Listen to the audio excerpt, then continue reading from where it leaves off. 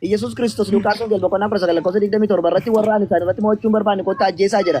Kun seera moo seera jaalala isa kamnatti Maal ibsata? jette? Warraan isaan irratti mo'achuun barbaanne fidaa fuuldura kiyyatti gorraa jedha. Yeeyu takka jedhe. Yesus Meedhaqi dubbisi. Sirriitti dubbifteettaa garuu. sirriitti dubbiseeree. Meedhaqi dubbisi. Afaan Ingiliffaadhaan yookiin immoo afaan Amaariffaan si dubbisa. Maaliif? Yookiin Oromofaan si dubbisa. Maaliif jennaan booddee deebi. Afaanuma fedhe yoo ta'u rakkoo. Kan Yesus miti akkanaan hin jenneef afaan Oromootiin si faa dubbisu dura tole. Si dubbisee kan Yesus miti hoo jette garuu deemee si garsiisa akka kan saate. Mee dubbisi rakkoo hin qabu. Ayyee. 9:27.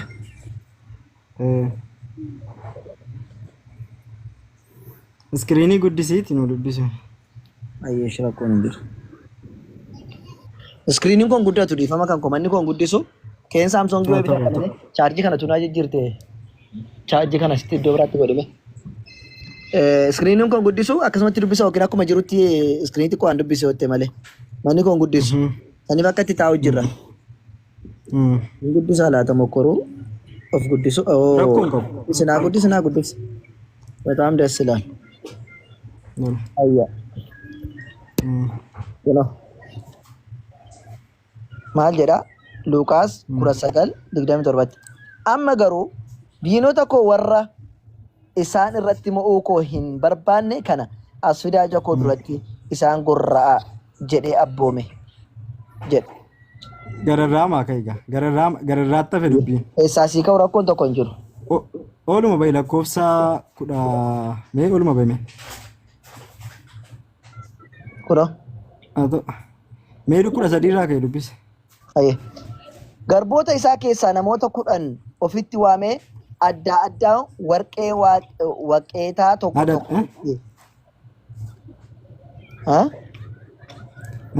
dubbisa ta'u. Tokko itti kenne hamma ani deebi'utti ittiin bitaa gurguraa jedhe. Namoonni biyya isaatii garuu isa jibbanii namni kun nu irratti akka mo'u hin barbaadanu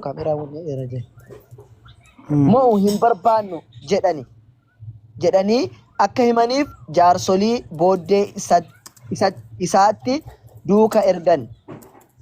Abbaan qoroo sunis mootummaa fudhatee erga deebi'e booddee horii isa isaan bira jiru kanaan hammam akka ittiin buufatan beekuudhaaf garboota sana waamsise. Inni duraa yaa gooftaa warqee ati anatti kenniteen warqee waaqeetii 10 buufadheera jedheen. Mootichi immoo ba'eessa goote garbicha gaarii nana waan baay'ee xinnoo irratti waan amanamteef ani immoo mandaraa 10 akka mootuuf siif kenne jedheen. Inni lammaffaanis dhiyaatee yaa gooftaa warqee ati anatti kenniteen warqee waqeeta 5 buufadheera jedhe. Isa kaaninis atis immoo mandaroota 5 irratti mo'i jedhe. Inni sadaffaan immoo dhiyaatee yaa gooftaa warqeen kee inni ani erbeedhaan maree dhokse kaa'ee kunooti. Ati nama jabaa kan hin kaa'in kan fudhattu kan hin facaasiin kan galfattu waan taateef si sodaadheen ture jedhe.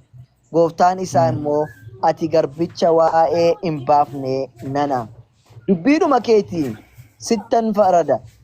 Ani nama jabaa akkan ta'e kanan hin kaa'in akka fudhadhu kanan hin facaasin akka hin galfadhu erga beekte warqee koo warra dhalaa fuudhanii bira maaliif anaaf hin keenyere? Silaa'oo deebii kooti horii koo dhala isaa wajjin nan fudhadhaan ture jedheen. Ergasii namoota achi dhaabbataniin warqicha harkaa fuudhaa isa waaqeeta 10 qabuuf kennaa jedhe.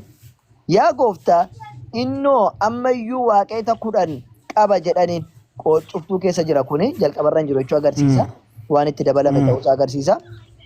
Ani isinittan hima isa fudhatee waa qabu hundumaaf itti dabalama. Itti dabalamee hin kennama. Kana kan hin qabne garuu innumti inni qabu iyyuu isa duraa hin fudhatama. Amma garuu diinota koo warra isaan irratti mo'uu koo hin barbaanne kana as fidaa ija koo duratti isaan gorra'aa jedhee abboome jedha. Baay'ee bareedaadha. Kun maalidha beektaa jalqabuma isaatii kaatee waa softee fakkeenyadha gooftaan haasa'amu kunis Yesuus Kiristoos miti. Gooftichi eenyure? Abbaa warqee sanatti kennateedha gooftaan sun yoo garboota kanatti kennate. Yesuus ergan taane eenyu? Okay, kun fakkeenyadhaan fakkeenya nama warqee garboota sanatti kennate. Fakkeenyi kus ta'e sun eenyu? Fakkeenyi sun gooftaa Yesuus miti. Eenyure siin jedhe? Asirratti kan gorraa jedhu sun isa miti jechuudha. Isa miti gararraa jalqabuma irraa kaatee yoo dubbifatte hin argatta. Kunoo Yesuus Kiristoos waan Yesuus Kiristoos dubbatee baqayyi qalam ነው የሚጻፈው አባ ilaali afaan ingiliffaa si baasuu danda'a. Jechi Yesuus Kiristoos dubbatu hundumtuu macaafa qulqulluu keessatti qayyiidhaan barreeffamee raareen nama. Fakkeenyacha minni jedhe laa akkam seete qayyiidhaan jira. Jecha Yesuus Kiristoos Yesuusumatu jedhee fakkeenyadhaan. Fakkeenya kanaan isa yoomitti itti kaasetti yaadachiisaadha beektaa kanaan. Maal jedhu? Waasi dhaga'u jira. Isa kanaan waa'ee gooftaa jabaatiif garboota wanta itti kenname sana seeraan hojii oolchaniif hin oolchine bira qabee itti agarsiisuu isaati. Kanaan maal jechaani jira? Hin gorra'amtu. Fakkeenyi mootichi sun. Hin gorra'amtuudha. Fakkiin mootichi sun eenyu qoy? Fakkiin mootichi godhate eenyudha? Hin gorra'amtu tun ta'e mee ol deebi'i boqoo lakkoofsa tokko irraa ka'eeti. Obboleessoo gaaffiis gaadhe. Mootiin fakkeenya godhame sun eenyudha siin jedhe? Mootiin sun fakkeenyumadha anyway. Eenyuuf ka'ee fakkeenya godhate Yesuus? Namoota sana barsiisaa jira kanatu akkas ta'e kan fakkeenya waa meeqa fudhatee ነገር ግን እነዛ በላቸው ልነግሶ ያልወደዱትን ጠላቶችን ወደዚህ አምጣቸው በፊቴም እረዷቸው ፊዳ ጌቸ ኢየሱስ ክርስቶስ qayyiidhaan barreeffame. Fakkeenya naaseetu qayyiin barreeffame jechicha Yesuus taasise fakkeenyicha isatu itti fudhate maaliif haasee mata dureen isaa mee afaan Oromoo irra dhaqi jalqaba irra dhaqati sii galaannu maal jedha mata dureen isaa? Qoyal tokko. Mata duree isaa mee dhaqi afaan Oromoo irra dhaqata. Chaarjii tolfadhaal tokko obsi qoy. Ish.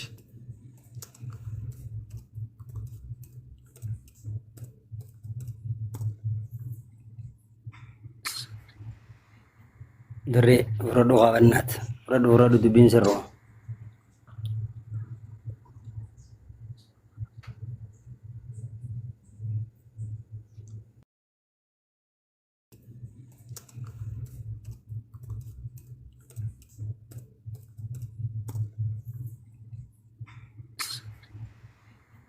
Dirree fudhadhu qabannaat fudhadhu dubbiin sirroo.